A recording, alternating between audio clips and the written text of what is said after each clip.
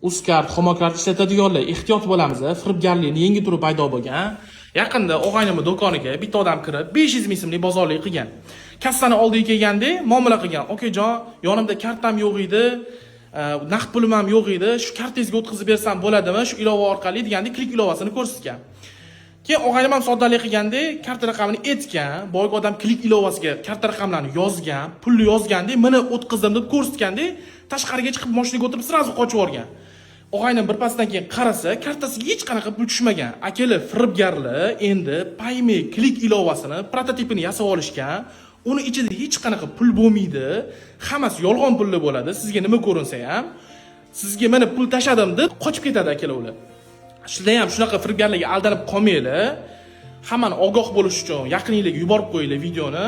Obuna bo'lib qo'ysanglar, bundan ham manfaatli videolarni chiqarishga harakat qilamiz. Sog' bo'linglar, salomat bo'linglar.